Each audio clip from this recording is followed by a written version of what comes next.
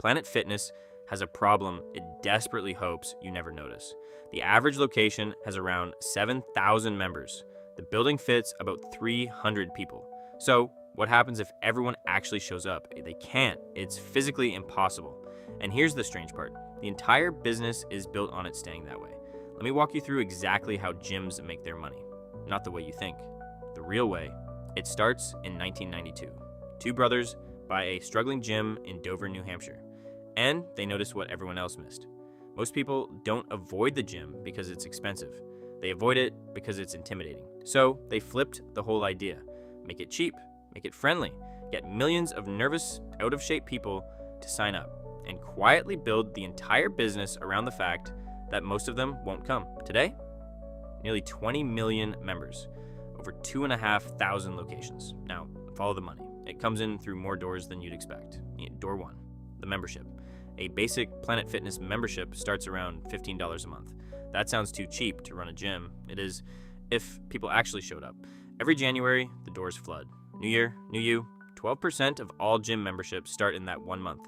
By summer, most of those people are gone. Half quit within 6 months. But here's what matters.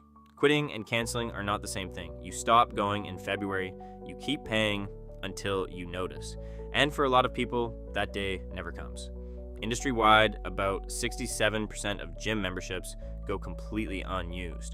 2 out of 3 people paying every month for a door they never walk through. That's not a flaw in the business. That is the business. Most people never notice this. Subscribe if you'd rather be one who does. Now, back to the gym, and they've engineered it to stay that way. You sign up in 30 seconds on your phone. To cancel, you show up in person or mail them a physical letter. A gym that runs on an app. That requires snail mail to leave. That's not an oversight. That's the design. Door 2, the upgrade. $15 is just the bait. The real target is the black card, about $25 a month, nearly double. Tanning, massage chairs, red light booths, a guest pass. A mini spa most people use twice and forget, and it works. At a well-run location, 60 to 65% of members take it. Most of the people paying the higher price are the same people who stopped showing up in February. Door 3, the fee you forgot about.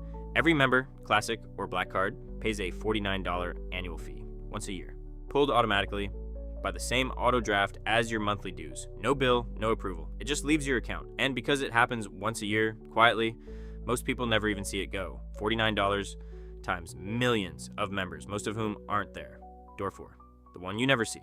Most Planet Fitness gyms aren't owned by Planet Fitness. They're franchises.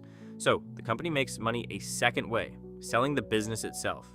Opening one costs between $1.5 and $5 million. A $20,000 fee just to sign, then 7% of everything that gym earns forever, plus 2% for advertising. So the parent company takes a cut of every membership, every black card, every forgotten annual fee, across 2,500 locations, without running a single treadmill. The average location pulls in about $1.8 million a year, almost all of it recurring, automatic, from people who mostly aren't there. And here's the detail that gives it all away. Planet Fitness deliberately offers no paid personal training. The training's free and in a group because they don't want you dependent on a trainer. They don't need you to come. They just need you to keep paying. Now, you'd think everyone would run this exact model, but the most expensive gyms in America do the opposite, and they make a fortune doing it. Walk into an Equinox. The membership isn't $15. It's $200 to $400 a month, with a one-time initiation fee of up to $500 just to walk in the door. And unlike Planet Fitness, Equinox wants you there, constantly, because their money isn't in your absence, it's in your obsession. They're not selling cheap access. They're selling identity, the spa, the classes, the rooftop pool, the feeling of belonging to something exclusive. And once that becomes part of who you are, you don't cancel. You renew for years. Then they layer the real money on top, personal training at $100 to $150 an hour, add a few sessions a week, and you've doubled or tripled your monthly bill. The thing Planet Fitness refuses to sell is Equinox's entire engine. And at the very top, Equinox sells a program called Optimize for $40,000 a year. $40,000 to go to the gym. They're even opening luxury hotels now, because once someone will pay for the identity, there's almost no ceiling on what you can charge. So look at the two ends of the same industry. Budget gyms profit when you don't show up. Premium gyms profit when you can't stay away. One sells you a cheap promise and hopes you forget it. The other sells you an expensive identity and hopes you never do. And here's the thread that ties them together. Both of them make it strangely hard to leave. Planet Fitness wants a mailed letter.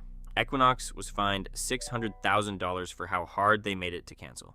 Because the one thing every gym agrees on is that the money was never really about fitness.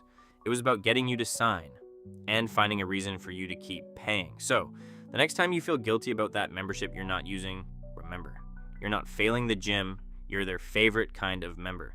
The trick is always in the numbers. Quick question for the comments. How long did you keep paying for a gym you stopped going to? Be honest. And if you think that's a clever way to make money, wait until you see how the company that owns half the brands in your house does it. That video is on the channel right now. You just learned what most people never will. See you in the next video.